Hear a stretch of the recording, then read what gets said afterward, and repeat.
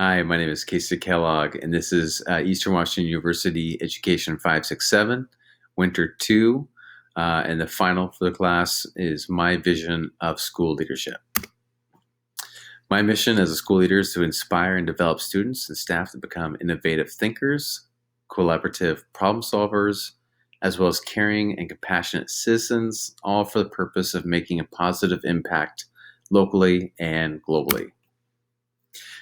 Hopefully, to accomplish this kind of short term, kind of setting the foundation work, everything's be based around relationships. Marzano was very upfront in stating that this is kind of a cornerstone or centerpiece of many of those 21 different attributes of a great leader.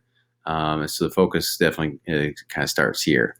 From there, listening. This is a big piece of that reflection, trying to set a foundation, is to absorb as much data and information as possible before moving to action. Next would be assembling a leadership team. Again, I have learned personally as a head coach, it's something that you have to rely heavily within a leadership team together to be able to move forward. I personally look to being visible within a school as a huge piece, whether it be just within not only the student parts of the hallways and in the commons, but also in the classrooms as well for the educators. They're making sure that you're getting to all stakeholders. We're building or currently building a school culture is another attribute looking to focus in on, hitting the ground running.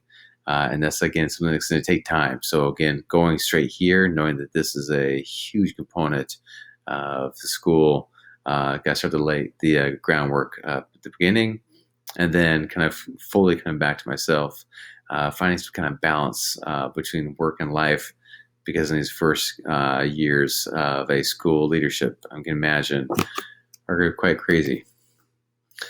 Belief or educational philosophy. I believe that best education is one that's rooted in individualization, positive engagement, and looks to improve and refine the skills needed to be competitive in today's college and career paths.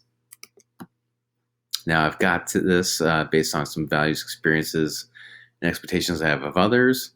Values that I have, really a lot of them have to do with relationships, two-way communication, and that back and forth, cooperative and collaborative problem solving within not just students as well as the community to collectively come together to decisions and to make sure that we're including all members so that all feel valued and all feel welcome. Experiences, personally, some of the best experiences that I had educationally looking back on were things that came through project-based learning, which explains why I currently do that and a firm believer of PBL, as well as interactive simulations, where I was able to utilize sources outside of the textbook to use my own creative thought process to work with others to build something bigger than yourself, were things I looked back on and I valued.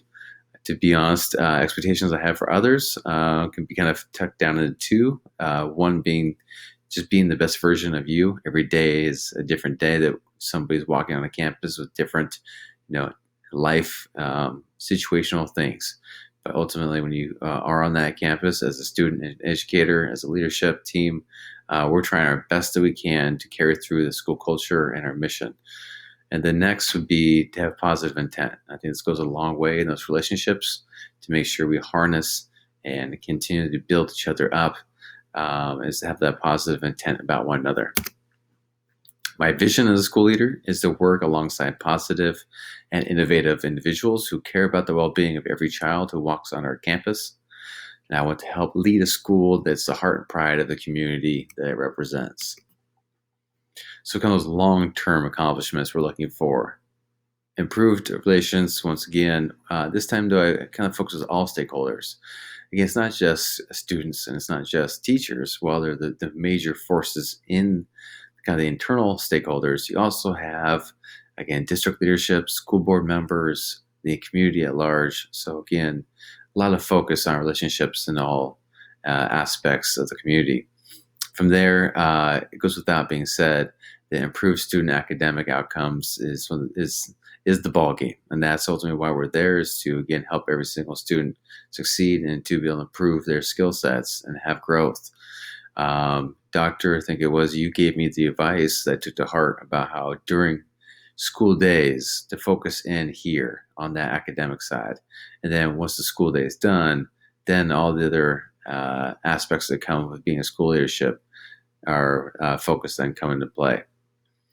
Improved educator toolbox. Again, we're not trying to improve just students, but also educators. Build a known and respected school culture. Again, hopefully bring that school culture to kind of a vortex here, a pinnacle, and something that is known and valued, respected, and followed out by all members.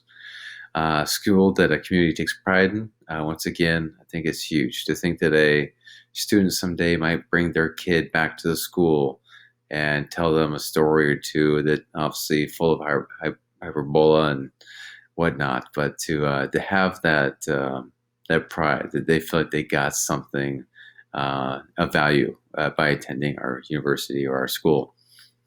And last but not least, for myself personally, enjoyment within work and life. Again, to have been able to find that balance, which I know will take time, is definitely something I'm personally looking to be able to find.